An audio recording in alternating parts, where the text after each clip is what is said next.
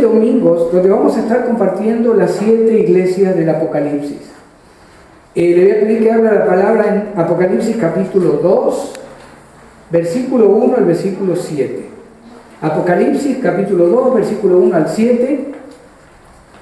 Vamos a estar leyendo la palabra y después vamos a ir desgranando cada versículo para ver qué nos quiere decir el Señor en esta tarde. Y a través de estos domingos que sigan, a través del mensaje a las iglesias. Cuando lo tienes y me dice amén, vamos a orar y vamos a leer la palabra de Dios. Bendito Padre de la gloria, por favor, Señor, unge nuestros oídos, nuestros labios, nuestro corazón, para que esta palabra, Señor, llegue de una manera especial a mis hermanos, a mi corazón, a todo aquel que tenga oídos para oír, como dice tu palabra. Que salgamos diferentes de este lugar, Señor, como hemos llegado. Te lo pedimos, por favor, Señor, en el nombre de Jesús. Amén. Amén. Dice la palabra de Dios, capítulo 2, versículo 1 del libro de Apocalipsis. Escribe al ángel de la iglesia en Éfeso, el que tiene las 7 estrellas en su diestra, el que anda en medio de los 7 candeleros de oro, dice esto: yo conozco tus obras y tu arduo trabajo y paciencia, y que no puedes soportar a los malos, y has probado a los que dicen ser apóstoles y no lo son, y los has hallado mentirosos, y has sufrido, y has tenido paciencia, y has trabajado arduamente por amor de mi nombre, y no has desmayado. Pero tengo contra ti que has dejado tu primer amor. Recuerda, por tanto, de dónde has caído, y arrepiéntete y haz las primeras obras. Pues si no, vendré pronto a ti y quitaré tu candelero de su lugar, si no te hubieres arrepentido. Pero tienes esto, que aborreces las obras de los nicolaitas, las cuales yo también aborrezco. El que tiene oído, oiga lo que el Espíritu dice a las iglesias. Al que venciere, le daré a comer del árbol de la vida, el cual está en medio del paraíso de Dios.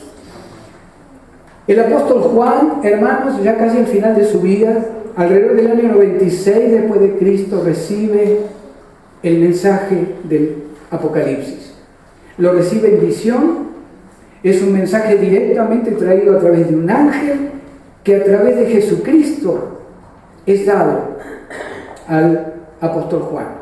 Este hombre había pasado por torturas ya, estaba en la isla de Patmos, usted lo puede leer en el capítulo 1. Este hombre, dice la tradición judía, que había sido puesto en aceite hirviendo todo su cuerpo, sobrevivió ya anciano y siguió viviendo en la isla de Patmos. Y la tradición sugiere que finalmente, semanas antes de morir, pudo volver al continente, pudo volver a Asia Menor y terminar su vida allí. Fue el único que no muere como mártir, de acuerdo a la tradición judío-cristiana. En el capítulo 1 dice el apóstol Juan que está en el Espíritu, se refiere que está orando de una manera que solamente la persona puede sentir cuando está en contacto con el Señor a través del Espíritu Santo, y le aparece el Cristo resucitado. Le aparece Cristo Jesús. Usted puede leer la definición o la descripción ahí en el versículo 13. En medio de los 7 candeleros, a uno semejante al Hijo del Hombre, 1:13, vestido de una ropa que llegaba hasta los pies y ceñido por el pecho con un cinto de oro. Su cabeza y sus cabellos eran blancos como blanca lana, como nieve, sus ojos como llama de fuego, y sus pies semejantes al bronce bruñido, refulgente como en un horno, su voz como estruendo de muchas aguas. Esa es la descripción de Jesucristo resucitado. Jesús de Nazaret resucitado para la gloria del Padre, como dice la palabra. El 16 dice: tenía en su diestra 7 estrellas, de su boca salió una espada aguda de 2 filos, y su rostro era como el sol cuando resplandece en su fuerza. En el versículo 18 se le presenta a Juan de esta manera: y el que vivo y estuve muerto, mas he aquí que vivo por los siglos de los siglos, amén, y tengo las llaves de la muerte y del Hades. Escribe las cosas que has visto, y las que son, y las que han de ser después de estas. El misterio de las 7 estrellas que has visto en mi diestra y de los 7 candeleros de oro. Las 7 estrellas son los ángeles de las 7 iglesias. Ángeles en griego es mensajero, angelus, messenger. Está hablando al pastor de las 7 iglesias de ese tiempo actual en el libro de Apocalipsis, en Asia Menor. 7 iglesias reales, 7 iglesias que estaban existiendo en ese tiempo. Usted a la derecha tiene que es como un pequeño círculo que forma como fueron dadas las cartas. La carta a Éfeso, a Esmirna, a Pérgamo, a Tiatira, a Sardis, Filadelfia y finalmente la Odisea. En la mano izquierda, usted tiene lo que es al día de hoy la región donde estaban las 7 iglesias. Usted tiene a la izquierda, casi en el córner a la izquierda arriba es lo que es a día de hoy España, abajo es lo que es el continente africano, esa que parece una bota es Italia, más a la derecha viene Grecia, y donde yo le marqué la flecha es donde 2000 años atrás estas 7 iglesias reales, con gente real, con pastores reales, con líderes reales, con problemas reales, con bendiciones reales, era donde estas 7 iglesias reales existían 2000 años atrás. ¿Qué es lo primero que vamos a compartir en cuanto al mensaje a las 7 iglesias? ¿Es algo real? ¿Juan no lo inventó? ¿Juan recibe la revelación o el mensaje de Apocalipsis directamente del Señor Jesucristo? Algo interesante, hermanos, que el mensaje solamente no aplica para ese tiempo, hace 2000 años atrás. Tiene 3 aplicaciones cuando usted lee el mensaje a las 7 iglesias. Primero, me identifica a mí como cristiano o como a cada cristiano de todas las épocas. Y usted se va a sentir identificado con el mensaje a las iglesias. Primero me identifica a mí, cómo estoy delante del Señor. Segundo, ¿por qué decimos esto? Porque el Señor dice, yo conozco tus obras en el 2:2. El Señor conoce exactamente lo que hay en nuestro corazón. Segundo, el leer cada iglesia de Apocalipsis me muestra lo que cada iglesia puede estar viviendo en un momento determinado, pero también me muestra, hermanos, y lo vamos a ver el domingo próximo, una progresión en la historia de lo que significa cada iglesia y lo que vivió cada iglesia en el mundo entero. Por ejemplo, la iglesia de Éfeso. La mayoría de los teólogos coinciden que fue la iglesia que comienza en el libro de Hechos y termina en el año 160 después de Cristo. Alrededor de 130 años duró la iglesia de Éfeso con estos warnings, con estas palabras que el Señor le dice. Acuérdense que el Señor no tiene tiempo. Cuando leamos entonces el mensaje a Éfeso, primero, va a aplicar a cómo está mi corazón con Cristo. Va a aplicar cómo está nuestra iglesia con Cristo. Pero también va a aplicar a una proclamación profética. Sabemos que esta iglesia de Éfeso existió, culminó alrededor del año 160 después de Cristo, y vamos a ver la semana que viene que del 160 al año 300 después de Cristo, el mensaje para la iglesia llamada Esmirna. Momentos de la historia mundial cuando el mensaje aplica a lo que sufrió la iglesia de esa época en el nombre que vamos a recibir. Un mensaje profético, un mensaje individual y un mensaje para esta iglesia, para la de la esquina, para la iglesia que en este momento a lo mejor está recibiendo la palabra en la China, en África, en Sudamérica. ¿Amén? Amén. Vamos al verso 1. Escribe al ángel de la iglesia en Éfeso. Recuerda que el Señor dijo, yo conozco tus obras. El que tiene las 7 estrellas en su diestra, el que anda en medio de los 7 candeleros de oro, dice esto. El mensaje es para el pastor de Éfeso. Tenía que leerse la carta, el pastor recibía la información que Juan iba a dar en cuanto a Éfeso, y ahí el líder iba a decidir cómo manejar lo que recibía de parte del Señor. Es interesante que Cristo se describe a sí mismo como el que anda en medio de los 7 candeleros de oro. Hay veces que pensamos que el Señor se olvida de una iglesia, o hay cosas que no oye en una iglesia, o hay cosas que no oye en nuestro corazón, en nuestra boca. En el capítulo 1 usted puede leer que lo primero que ve Juan son 7 candeleros de oro, símbolo de las 7 iglesias, y el Señor caminando por el medio. El caminar por el medio simboliza el control total de lo que estaba haciendo el Señor Jesucristo. Hermanos, el Señor está aquí, el Señor está en la esquina, el Señor está en Oxnard, el Señor está en la China, en África, como dijimos antes. Él en este momento, cada día, cada instante, se pasea por sus iglesias, conociendo, entendiendo, disciplinando, bendiciendo, así como pasó con estas 7 iglesias determinadas.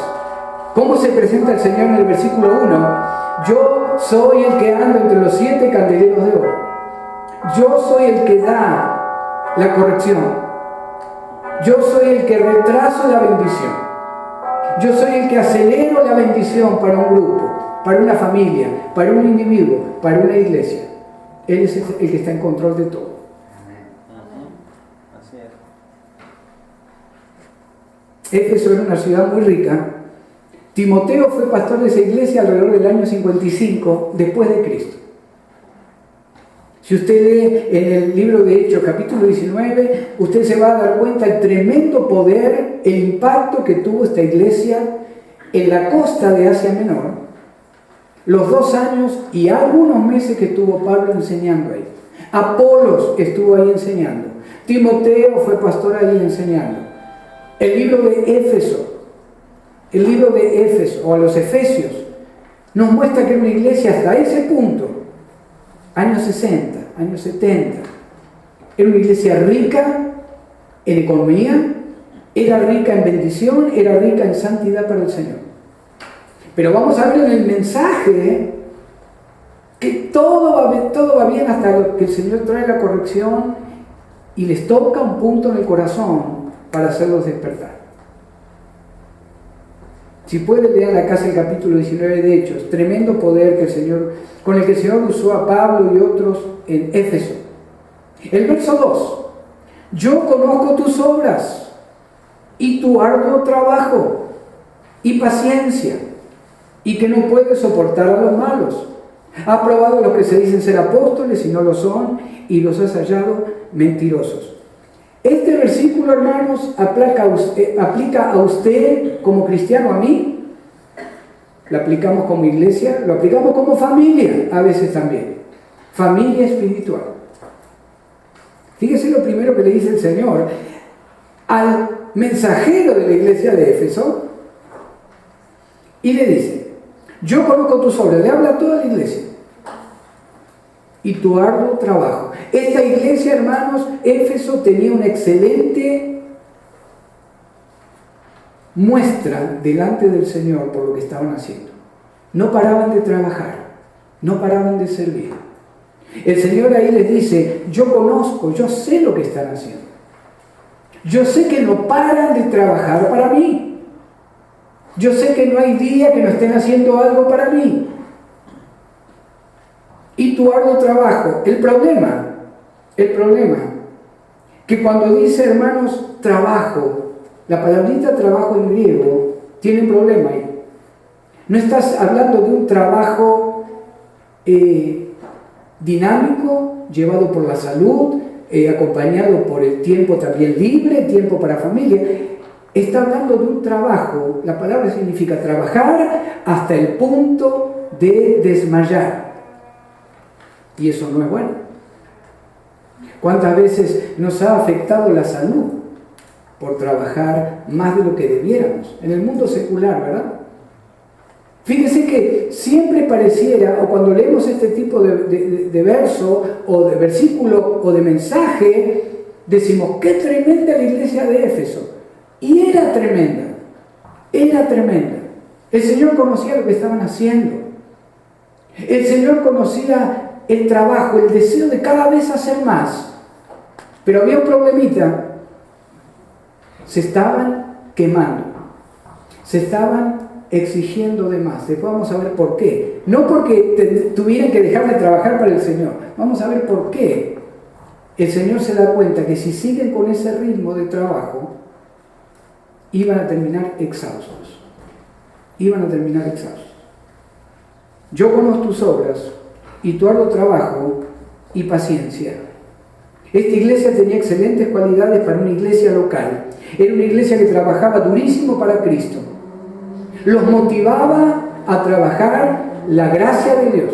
Habían entendido la gracia y así manifestaban al barrio, a cada familia, con los que trabajaban. Era una iglesia que tuvo paciencia, tremenda persecución. La tremenda persecución la vamos a ver en el mensaje a Esmirna.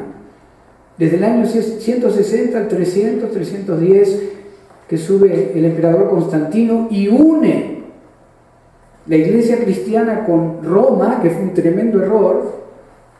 160 años fue la iglesia más perseguida de la historia, vamos a hablar el domingo pasado. Pero ya acá había empezado. Había pasado Nerón ya. Del 52 al 62, 64, que muere Nerón, tremenda persecución para los cristianos. Estaban bajo el poder de Domiciano. Cuando el apóstol Juan escribe esto, Domiciano era emperador. Miles y miles y miles de cristianos eran muertos cada semana. Tirados a las fieras, quemados vivos, torturados, cortados en pedazos, desterrados, como Juan. La paciencia. Estaban firmes, aguantaban, trabajaban. No importa lo que venga, Éfeso está firme. No hay nada que nos pueda mover, no importa que no quede nadie. La iglesia trabajaba para Cristo. Trabajaba al punto de estar exhaustos.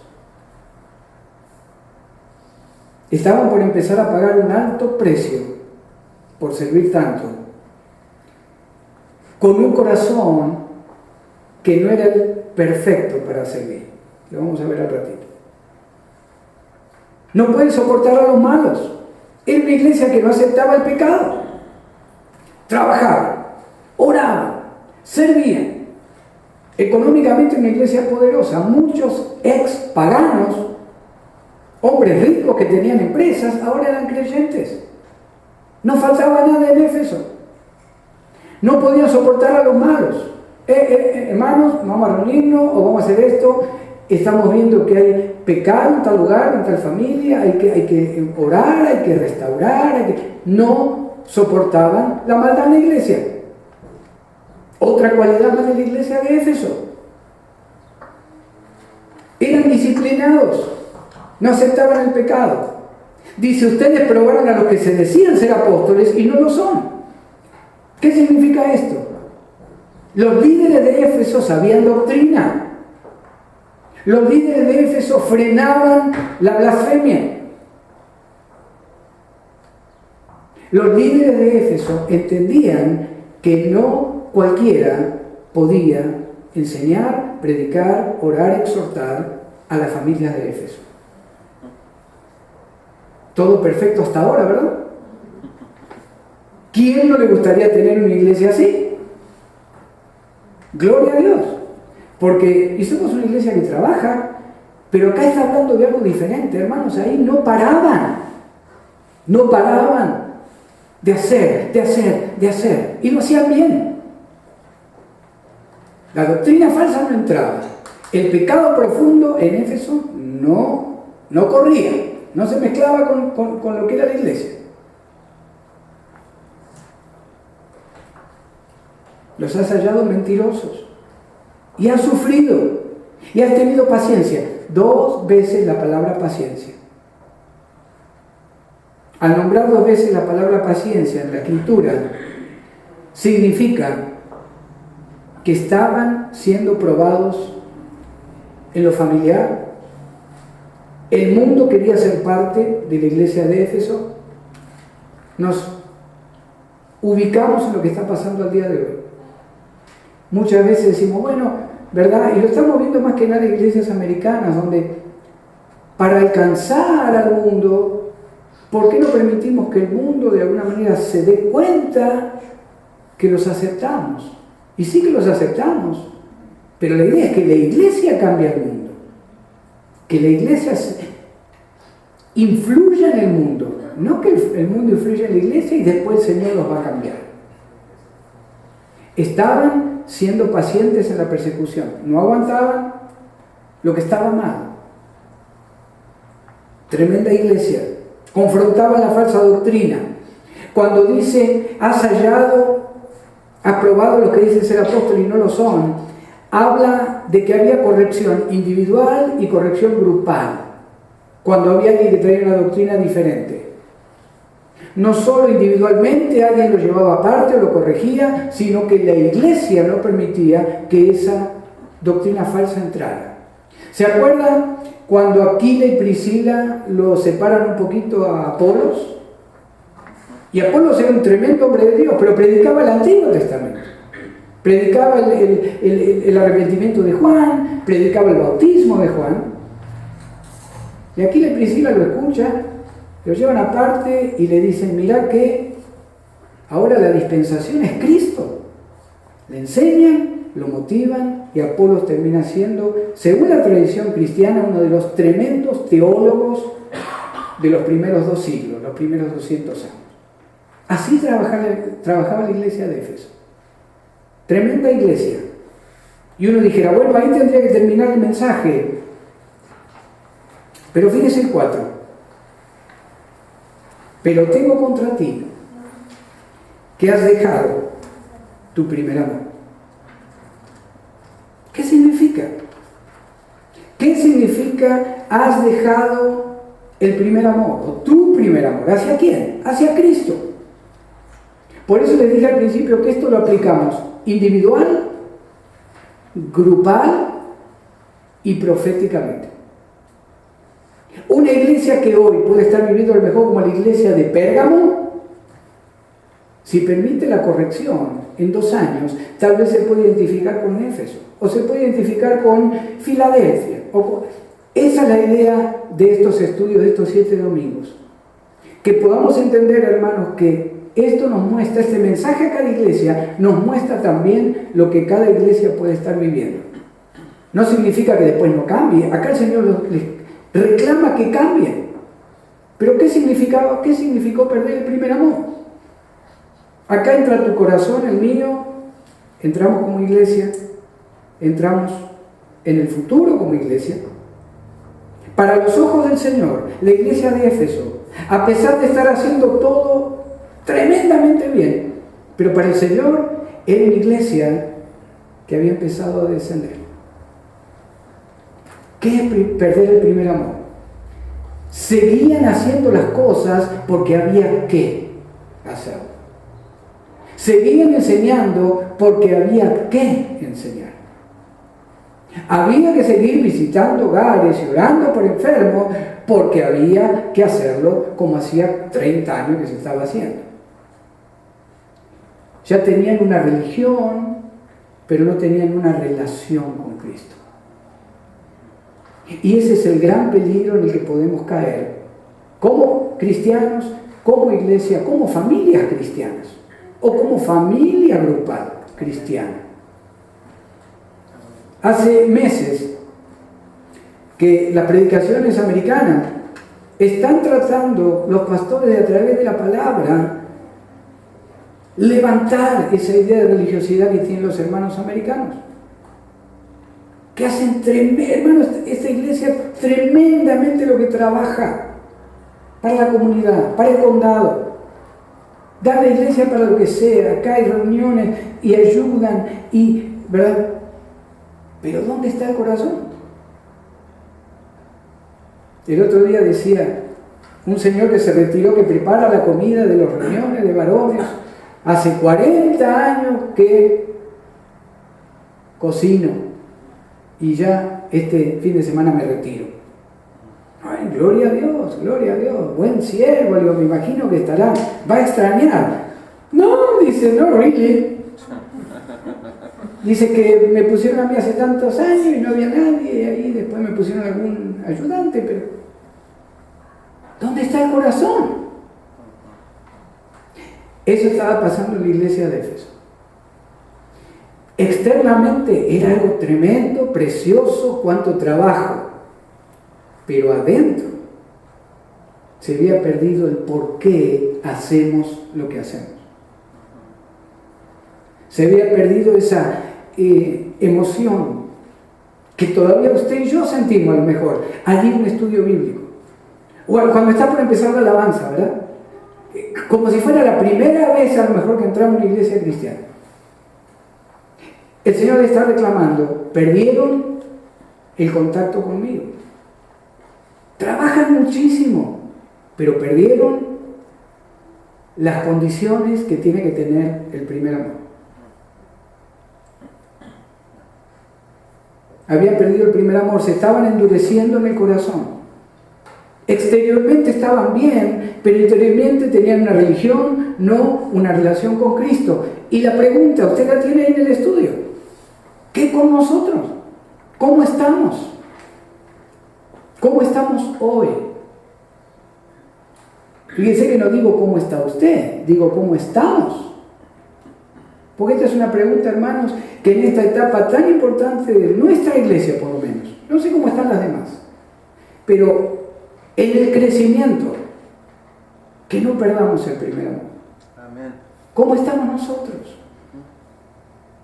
¿Cómo se siente usted domingo a la mañana antes de venir? ¿Cómo se sentía hace 20 años atrás, o 15, o 30, o un año atrás? ¿Está con el mismo excitement? ¿Está con los mismos nervios cuando le toca recibir a cada congregación? Eso es bueno. Cuando se hace una costumbre, cuando se hace algo porque me dijeron que, o porque, y si no lo hago yo, ¿quién lo hace? ¿Se imagina que los pastores dijéramos, y bueno, hay que ir a predicar de nuevo? Que si hubiera alguien más, ni vamos, nos vamos a la playa un rato. ¿Se imagina que eso pasara? Que no estuviera todavía eso que pasa en el estómago, del que comparte, del que enseña, del que toca la guitarra. Si eso se pierde, se está perdiendo el primer amor. Se está perdiendo. Que no nos pase, ni a cada uno de nosotros, ni a nuestra iglesia. ¿Tiene esto solución si pasara? O en aquellas iglesias que lamentablemente está pasando, sí que lo tiene. Hay 3 condiciones que el Señor da. El punto 5, o versículo 5. Recuerda, por tanto, de dónde has caído. Cuando la palabra habla de caer, hermanos, está hablando de que el Señor lo toma como pecado. Lo toma como pecado lo que está pasando. Arrepiéntete y haz las primeras obras. Pues si no, vendré pronto a ti y quitaré tu candelero de su lugar, si no te hubieras arrepentido. Si no te hubieras arrepentido. Recuerda de dónde has caído. ¿Qué hacía usted o qué hacía yo 15 años atrás, 5 años atrás, 10 años atrás, que me daba gozo en el Señor? Vuelva a hacerlo. Vuelva a hacerlo. Recordad. El Señor nos dice a cada uno de nosotros: recuerden lo que te daba gozo hacer para el Señor. Y segundo dice: arrepentite. Arrepintámonos, ¿verdad? Pues si no queda como que siempre de acá para allá. ¿Cómo vuelvo a hacer las primeras obras con gozo? Cuando reconozco lo que Él es, cuando reconozco lo que me dio, cuando reconozco que estemos aquí hoy usted y yo es por el poder de Cristo. Así es, amén. Cuando empiezo a reconocer que lo que hago no es porque tengo que, sino porque no me puedo quedar quieto si no lo hago, comenzamos otra vez con el primer amor. ¿Qué pasaba cuando estábamos de novios, verdad? Los primeros días, las primeras semanas. Que el teléfono, bueno, en nuestra época casi ni teléfono había, pero que las cartitas, ¿dónde estaba el pensamiento? ¿Usted se acuerda? Y si no se acuerda, acuérdese. ¿Usted se acuerda de ese primer amor? No había tiempo, no había momento, no había día. Uy, ¿cómo que mañana no puede venir para que lo vea? ¿Cómo que un día es una eternidad? en el primer amor. ¿Verdad? El Señor dice, quiero que eso me lo des a mí también. Como individuo, como familia, como iglesia, como país. El Señor dice, ojalá todo el mundo tuviera ese primer amor conmigo. Ojalá que cada cristiano en el mundo tuviera ese primer amor conmigo. Y usted dice, hermano, ¿qué pasa cuando una iglesia está como Éfeso? ¿Dónde empieza?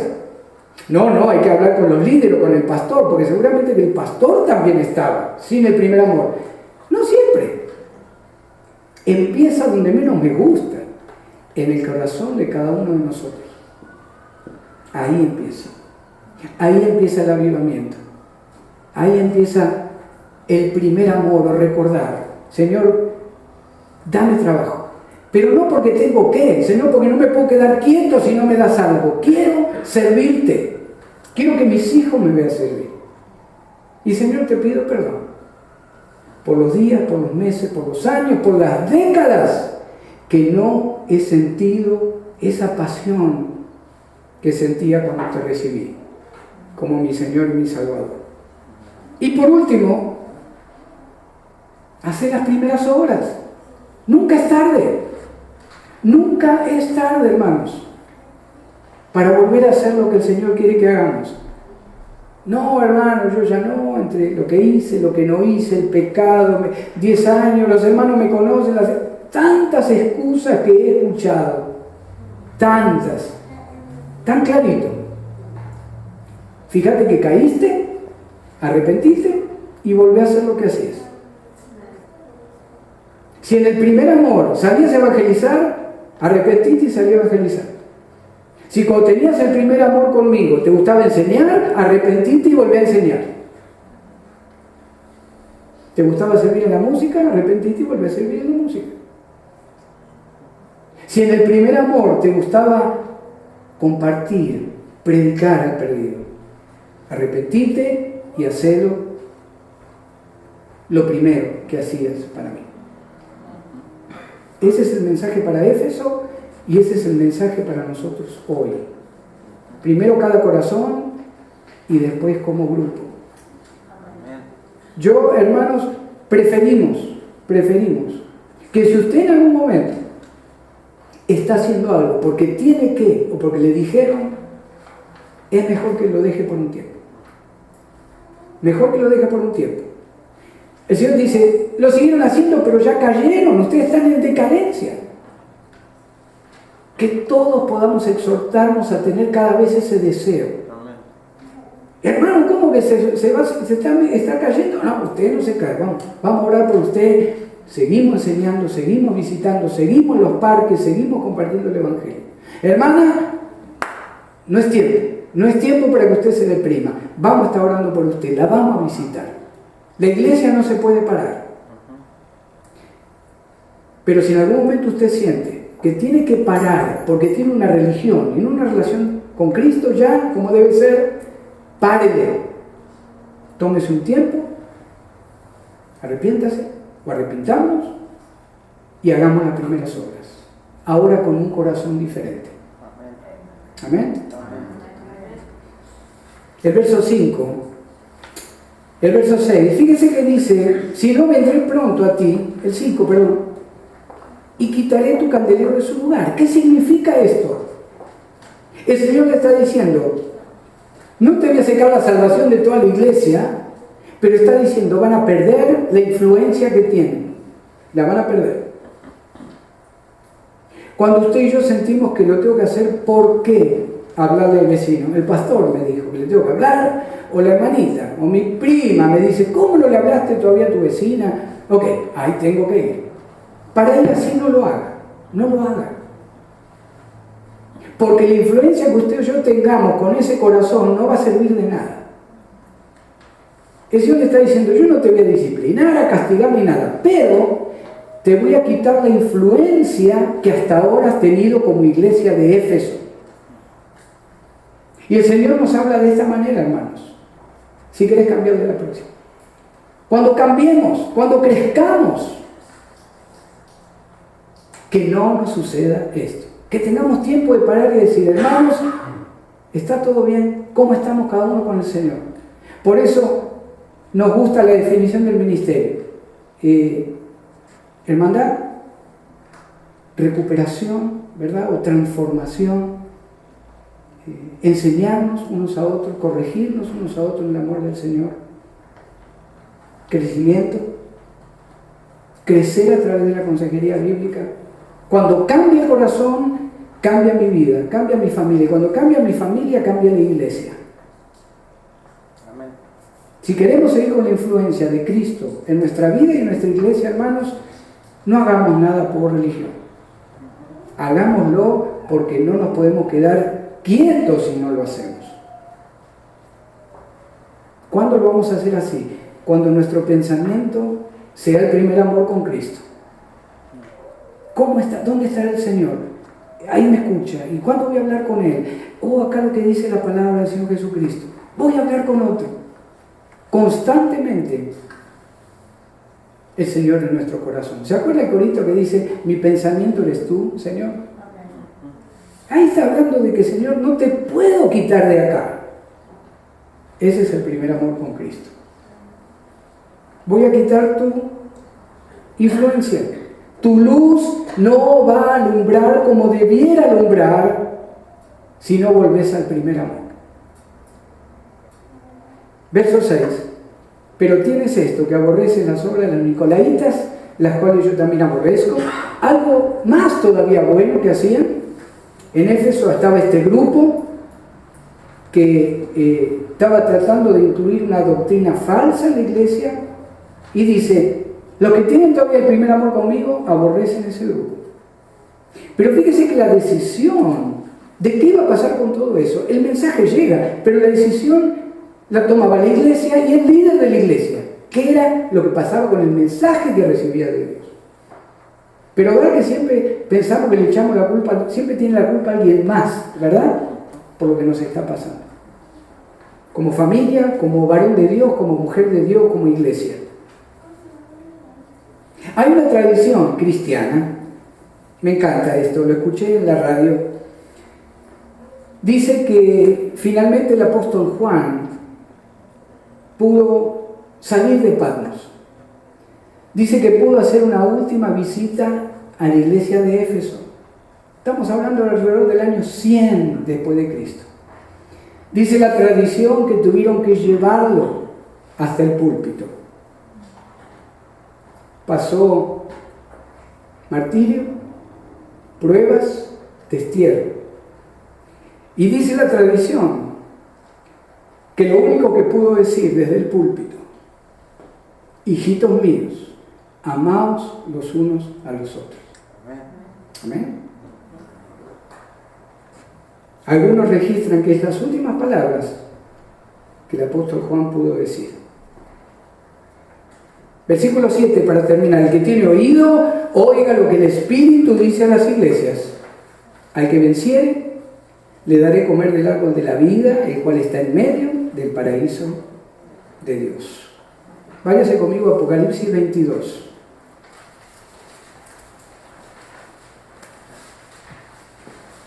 Está hablando de la nueva Jerusalén, está hablando de la ciudad eterna donde usted y yo vamos a vivir. Gloria a Dios. Después me mostró un río limpio de agua de vida, resplandeciente como cristal que salía del trono de Dios y del Cordero. En medio de la calle de la ciudad, a uno y otro lado del río, estaba el árbol de la vida, que produce 12 frutos, dando cada vez su fruto, y las hojas del árbol eran para la sanidad de las naciones. Y no habrá más maldición. Y el trono de Dios y del Cordero estará en ella, y sus siervos le servirán. Usted y yo. Y verán su rostro, usted y yo. Y su nombre estará en sus frentes. No habrá allí más noche, no tienen necesidad de luz de lámpara, ni de luz del sol, porque Dios, el Señor, los iluminará. Y reinarán por los siglos de los siglos. Esa es nuestra promesa, hermanos. Y claro que tenemos amor a la esposa, al esposo, los hijos, los nietos, los hermanos, compañeros de trabajo, y muchas veces hasta el barrio. Tenemos amor para con todos. Pero acá el Señor está hablando de un amor especial que tiene que volver para con Él. Un amor único. ¿Por qué? ¿Por qué no tener amor por el Creador del universo? Tiene que ser el lugar que nos tiene preparado para estar con Él. Él fue el que murió en la cruz. Cada gota de sangre que Él derramó fue una llaga curada en tu vida y en la mía. En el cuerpo, en el espíritu, en el alma, en las emociones. El Señor quiere que nos vayamos hoy de acá, hermanos, pensando en un amor diferente para Él. Y cuando ese amor esté, y gloria a Dios el que lo tenemos, o los que los tienen, si ese amor llega, cuando lo tenga, si lo ha perdido, ahí comienza un servicio totalmente diferente al Señor, donde la influencia no la va a poder parar ni el mismo enemigo. Pero tiene que ver con el corazón.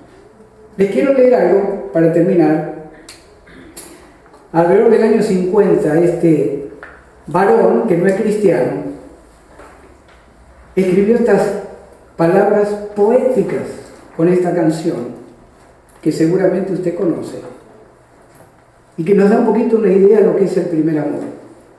Y dice este varón, que se llamó Agustín Lara: una vez nada más se entrega el alma con la dulce y total renunciación. Y cuando este milagro realiza el milagro de amarse, hay campanas que cantan de gozo en el corazón. Amén. Hermano, hermana, cuando hacemos algo para el Señor, cuando pensamos en Él, cuando aparezcan esas campanas, estamos en el primer amor. Amén. Amén. ¿Por qué no nos ponemos de pie?